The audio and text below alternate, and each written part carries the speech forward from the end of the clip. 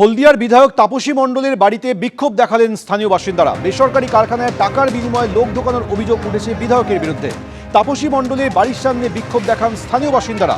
বিজেপির উস্কানিতেই এইসব হয়েছে অভিযোগ অস্বীকার করে দাবি করেছেন তাপসী মণ্ডল।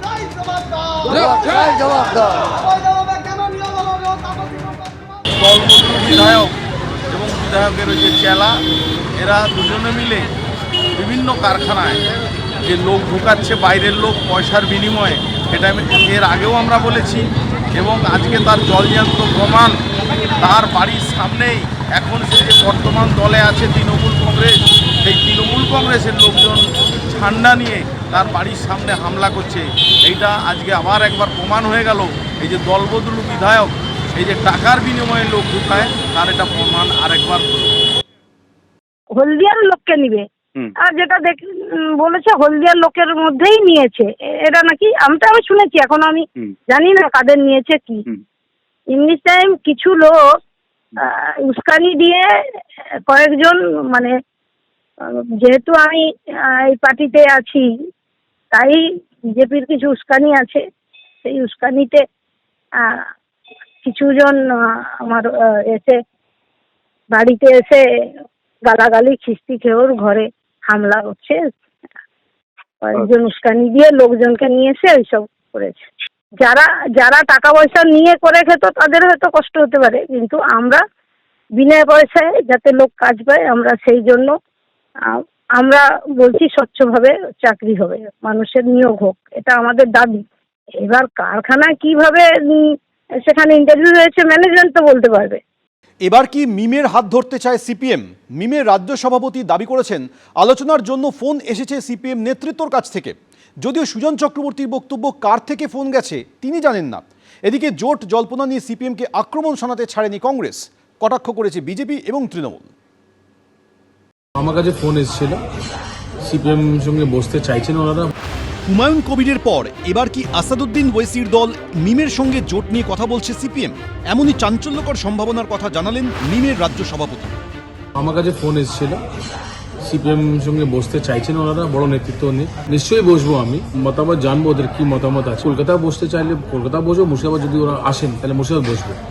ওরা কি কথা বলবেন, এই হুমায়ুন কবির সাহেবের সঙ্গে কথা বলছেন সিপিএম সঙ্গে জোটের জন্য, কোথায় দাঁড়ায় বসবো, কিন্তু বসে কোনো আমার আপত্তি নেই।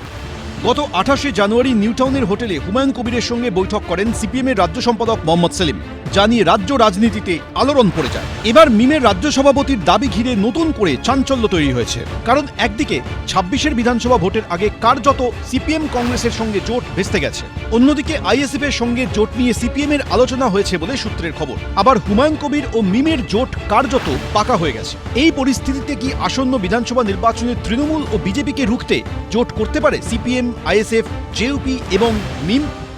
উনি যদি নিশ্চিত থাকেন যে সিপিএম এর কোনো বড় নেতাকে ফোন করেছিল, রেসপন্স করবেন।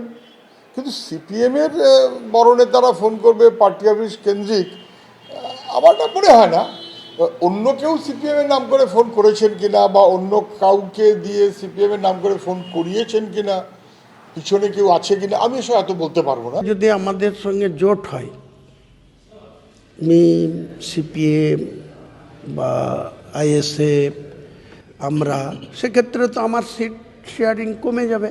কিন্তু আমি যতই কমুক, আমি 135-এর নিচে আমি নামবো না। জোটের নেতৃত্ব যদি সেলিম সাহেব দেয় সেটাও আমি মানব, কিন্তু অন্য কাউকে জোটের নেতৃত্ব মানব না। আমি মনে প্রাণে চাই তৃণমূল কংগ্রেসটা ক্ষমতাচ্যুত হোক এবং বিজেপিকেও মেজরিটিতে না পৌঁছাতে দেওয়া। এরকম সম্ভাবনা নিয়ে জল্পনা শুরু হওয়ায় কটাক্ষ করতে ছাড়েনি সিপিএম এর পুরনো জোটসঙ্গী কংগ্রেস। আমরা এমনভাবে কোনো একটা এমএলএ কিংবা সরকার তৈরি করতে চাই না যে কোনো জায়গায়, যে কোনো বিষয়, যে কোনো অন্যায়, যে কোনো অসাংবিধানিক কোনো কিছুর সঙ্গে আমাদের আপোষ করতে হয়। অন্য কোন রাজনৈতিক দল কি করছে আমি জানি না। কংগ্রেস মনে করে শুধু জেতার জন্য যে কোনো পদ্ধতি অবলম্বন করব, এটা কংগ্রেসের ইতিহাসে নেই। বামফ্রন্টের অবস্থা হচ্ছে এখন হয়ে গেছে সেই ছেলে বা মেয়ের মতো, যার 3 মাসের বেশি বয়ফ্রেন্ড বা গার্লফ্রেন্ড টেকে না। জোট ইস্যুতে সিপিএমকে আক্রমণ করেছে তৃণমূল। সিপিএম ব্যাপারটা এখন সর্বস্তরে একটা রসিকতায় প্রমাণিত হয়েছে। একা লড়ার মুরদ নেই, কখনো কংগ্রেসকে ডাকাডাকি করছে, কখনো হুমায়ুনের সঙ্গে হোটেলে যাচ্ছে, কখনো মিমের পেছনে ছুটছে, কখনো নওশাদকে হচ্ছে। ফলে একটা 34 বছর নাকি যারা ছিল, তো তারা একেবারে সম্পূর্ণভাবে একটা দেউলিয়া রাজনীতির ভিক্ষাপাত্র হাতে ঘুরে বেড়াচ্ছে।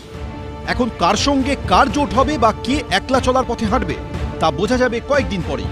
পার্থপ্রতিম ঘোষ, ছিলম করঞ্জাই, রাজীব চৌধুরী, এবিপি আনন্দ। এবিপি আনন্দ, এগিয়ে থাকে, এগিয়ে রাখে।